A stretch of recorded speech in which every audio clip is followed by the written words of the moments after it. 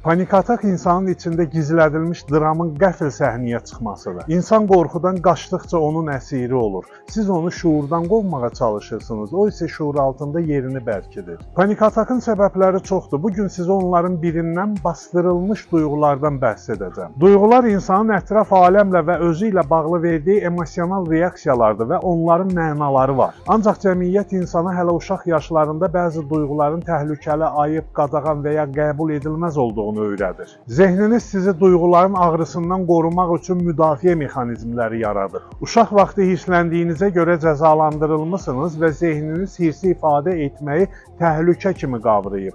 Ona görə də bir də o cəzanı almamaq üçün hirsinizi boğmağı öyrənmisiniz. Ağrılarınızı gizlətmisiniz çünki zəif görünmək istəməmisiniz. Qəzəbinizi boğmusunuz çünki mədəni görünməli idiniz. Kədərinizi gizlətmisiniz çünki özünüzü sındıra bilməzdiniz. Bastırma duyğuların şuur səviyyəsindən çıxarılıb şuur altına göndərilməsidir. Zehin sizi qorumağa çalışan bir sistemdir. O sizin üçün seçimlər edir, hisslərinizi süzgəcdən keçirir və bəzilərini bastırır. Onlar heç yerə getmirlər, sadəcə şuurlu zehinlə təmasdan çıxırlar və bədənin yaddaşında, inanc sistemlərində və emosional bloklarda yaşayırlar. Zehin sadəcə fikirlə yox, bədənlə də bastırır. Kədərlənəndə çiyinlərin sıxılması, qorxanda ayaqların tutulması buna nümunədir. Bu gərginliklər bədənə donmuş enerji kimi yazılır. Şuur onları unutsa da əzələnin yaddaşı və sinir sistemi unutmur. Zehin illərlə bu mexanizmləri tətbiq edir və şəxsiyyət onun üzərində qurulur. İnsanın hisslərini bastırması onun normalına çevrilir. Şərait buna imkan verir, ətraf da bunu tələb edir. Ağlama, kişi qorxmaz, ötüb keçdi, unut. İnsan hisslərini yaşamağa müqavimət göstərir və bastırmaq onun yeganə seçimi olur.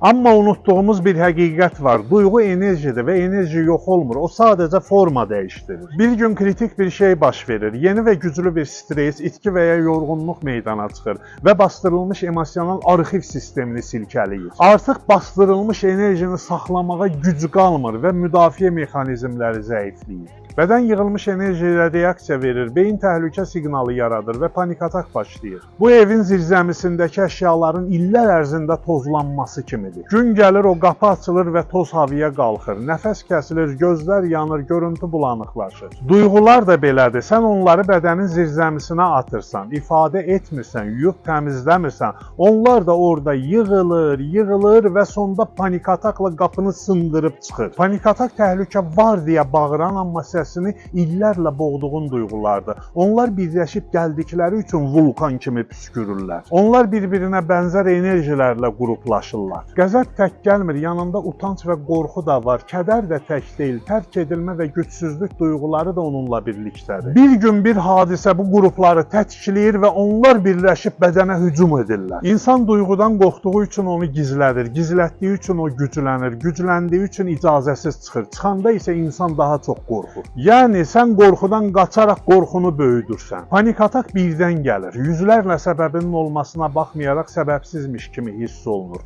İnsan özünü itirir və məntiqlə bu vəziyyəti idarə edə bilmir. Çünki bu hadisə şuur səviyyəsində deyil, şuuraltı səviyyədə baş verir. Panik atakın sürətli həlli NAT texnikaları ilə mümkündür. Panik atakın həyatınızdan bir dəfəlik getməsi üçün həm nələri bastırdığınızı dəqiq öyrənməliyik, həm də onları tam təmizlədiyimizə əmin olmalıyıq. NAT panik atakı tez və keyfiyyətlə həll edir. Bastırılmış duyğular sadəcə panik atak yaratmırlar. Onlar həm də xəstəliklərinizi, münasibətlərinizi və həyatınızdakı digər sistemləri də formalaşdırırlar. Siz bastırılmış duyğuların təsiri altında siz olmusunuz. Ona görə də panik atakı həll edəndə sadəcə panik atakı həll etmirsiniz, həm də şəxsiyyətinizi gücləndirirsiniz. Hisslərini bastırmaq vulkanın ağzını betonla örtmək kimidir. Bu səssizlik bir gün partlayışla nəticələnəcək. Panik atak keçmişin gələcəkdən aldığı intiqam da dəyərli dostlar. Fikirləriniz çox maraqlıdır.